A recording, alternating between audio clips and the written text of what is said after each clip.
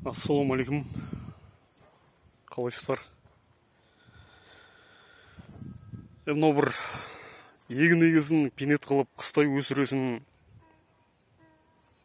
қаншама еңбек қылып, қаншама уайыммен, қаншама ақша шығарып егеміз да. Сөйтеді да бұны әдемілеп өсіресің ғой бұны.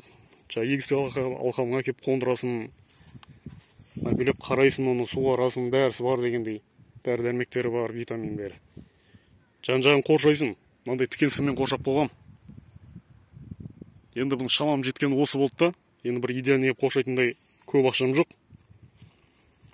Бірақ осы өшірдегі көші қолаң, өзіміздің ауылдастарымыз, әрі өзір диқан пәлен жылдық. Жас дейтіндей жаста емес. Үлкен, әкемнен үлкен кісілерінің малдары, уақ малдарды, қойлары.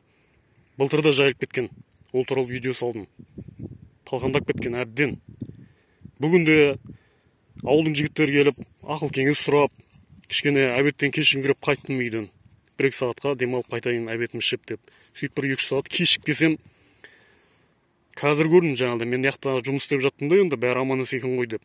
Бірақ талқандап кеткен ғой, қарсаңыздаршы. Қайтадан сол кісінің қойлары. Басқа қой жоқ бұл жерде. Күніге күндіз-түні осы жерде жүрмін ғой. Анан қараңызшы.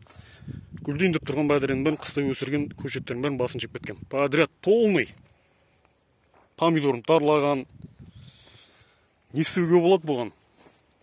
Қош, ауылдың адамы ғой деп кешірім жасай береміз да, былтырда айтқам, қазір де барып айттым. Бір қыртына кірмейтін адамдар екенше.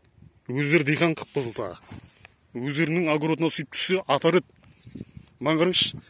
Бәрін кесіп тастаған, басын жей берген.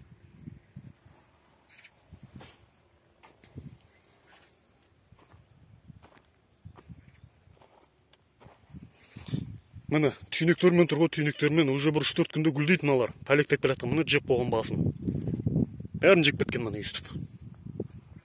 Міне іздері тұр. Міне талқандап кеткен.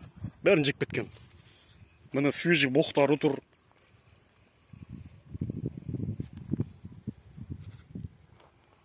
Бұған бір қазақ үкіметі бір нақты бір заң шығармай ма? Өйстіп еңбегімізді беріп қойып жүре береміз ба? Қош, ят қой, болмаса тыңдамайтын адамдарға. Не сұмдық бұл?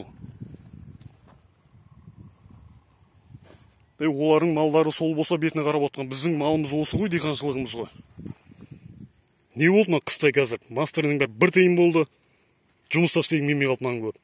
Үйіне барып қазір айтып келдім, қарттарына кірмейді.